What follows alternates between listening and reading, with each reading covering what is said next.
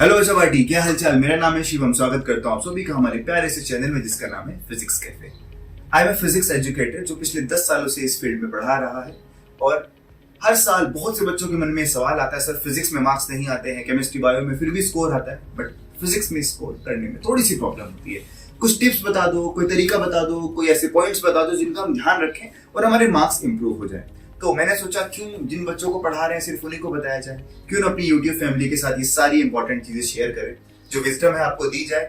तो मैंने सोचा एक इस तरीके की सीरीज बनाई जाए जिसमें टोटल 5 वीडियोस में रखूंगा और एक एक वीडियो में एक एक वो टॉपिक आपके साथ डिस्कस करूंगा जो आपकी प्रिपरेशन जर्नी में जिसका आपको ध्यान देना चाहिए, जिससे आपका सिलेक्शन होगा। तो चलिए आज की हमारी पहली वीडियो शुरू करते हैं। तो हमारा पहला टॉपिक है इंट्रो के बाद जानिए। मिलते हैं इंट्रो के बाद।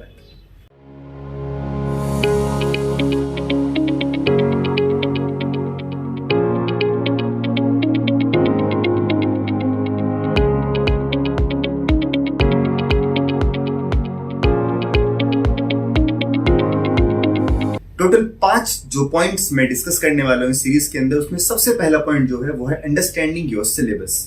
कई लोगों को तो यही नहीं पता होता कि उनका जो सिलेबस है वो है कितना, क्या चीज उनके सिलेबस में आ गई है, क्या हट गई है, किसका कितना वेटेज है, उनको अच्छी तरीके से ये भी नहीं पता होता है। हर साल सिलेबस में से कुछ कम हो जाता है, बट कुछ बच्चे उसको फिर से पढ़ लेते हैं, फिर बाद में जाके कभी पता चलता है कि ये तो पढ़ना ही नहीं था, इसके तो क्वेश्चन आएंगे ही नहीं।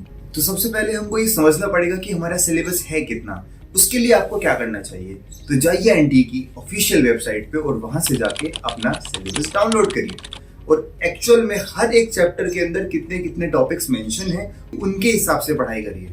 कई लोग क्या करते हैं, जेई मेंस की बुक उठा लेते हैं नीट की प्रिपरेशन करने के लिए और मेंस के टॉपिक को प्रिपेयर करना शुरू कर देते हैं, जबकि ऐसे बहुत से टॉपिक्स हैं जो मेंस में तो हैं बट नीट के सिलेबस में नहीं है। हमको उनको नहीं करना है, तो इन बातों का ध्यान रखना है। बहुत ज्यादा एक्स्ट्रा प्रिपरेशन आपके पास टाइम ही नहीं है करने के लिए। आपको वही पढ़ना है जो इंपॉर्टेंट है, जो आ रहा है, जिसका नीट के सिलेबस में रिलेवेंस है। आपको एक्स्ट्रा नहीं पढ़ना है, जरूरत नहीं है पढ़ने की। अगर आपको सिलेबस ढूंढने में प्रॉब्लम है, एनटी की वेबसाइट पे जाने में दिक्कत है, तो मैंने लिंक अपने डिस्क्रिप्शन में दे दिया है, उस पर क्लिक करिए और फिजिक्स, केमिस्ट्री और बायो तीनों का सिलेबस, एक्चुअल सिलेबस जो अपडेटेड है उसको डाउनलोड करिए। क्लास 11th और 12th आपका सिलेबस 2 पार्ट में डिवाइडेड है।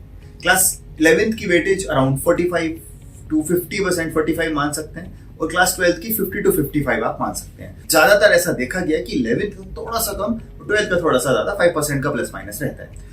और एग्जैक्टली कितना चैप्टर कितना वेटेज रखता है ये हर साल सेम नहीं रहता है, बट हाँ एक एवरेज आप निकाल सकते हो। पिछले 20 सालों के पेपर उठा के वहां से किस चैप्टर से कितने क्वेश्चन आए, उसके हिसाब से आप लगभग अंदाजा लगा सकते हो कि कौन सी यूनिट पढ़ने से मैक्सिमम मार्क्स आपको मिल सकते हैं। तो सबसे पहले अपने सिलेबस को समझिए, एक्चुअल सिलेबस को समझिए। दूसरा, उसके बाद उसमें कितने यूनिट्स हैं उनको अच्छे से अपने माइंड में रखिए। उसके बाद तीसरा पॉइंट जो आपको ध्यान रखना है कि किस यूनिट का वेटेज कितना ज्यादा है, और कोशिश करिए अगर आप ड्रॉपर बैच में हैं तो सबसे पहले वो यूनिट प्रिपेयर करिए जिसमें सबसे ज्यादा परसेंटेज ऑफ मार्क्स आने की प्रोबेबिलिटी हो। जैसे कि आप चाहें तो सबसे पहले मॉडर्न फिजिक्स कर सकते हैं, उसकी प्रोबेबिलिटी 20 to 25% होती है। आपके ओवरऑल टोटल सिलेबस में से 20 से 25% क्वेश्चन जो है वो आपके मॉडर्न फिजिक्स से निकल के आता है। तो मॉडर्न फिजिक्स को पहले करिए, ऑप्टिक्स को पहले करिए, क्लास 12th का ऑप्टिक्स बहुत इंपॉर्टेंट है। फिर आप मैकेनिक्स को कर सकते हैं, इलेक्ट्रोस्टैटिक्स को कर सकते हैं। तो हर एक यूनिट से कितने % क्वेश्चन आने की प्रोबेबिलिटी है उसका अंदाजा आपको कहीं ना कहीं होना चाहिए। अगर नहीं है तो फिर मैंने एक पीडीएफ बना दी, एक वर्ड फाइल मैंने बना दी है जिसमें मैंने लिख दिया है कि कौन सा यूनिट और कितना % उसके अंदर से क्वेश्चन लगभग आते हैं। आप चाहें तो डिस्क्रिप्शन में उसका लिंक भी आपको मिल जाएगा, वहां से जाके आप डाउनलोड कर सकते हैं। तो अपने सिलेबस को आपने समझ लिया, उसमें यूनिट्स कौन कौन सी है मोटी मोटी आपने वो समझ लिया। उसके बाद किस यूनिट का कितना वेटेज है आपने वो भी समझ लिया। ये है आपका पहला स्टेप। तो किसी भी एग्जाम को प्रिपेयर करने के लिए आपको उसके सिलेबस में इंपॉर्टेंट चीजें और सबसे पहले क्या करना है इतना तो आना ही चाहिए। तो अगर आप बिना किसी प्रिपरेशन के उतरेंगे यहाँ पे इस मैदान में तो गड़बड़ हो जाएगी।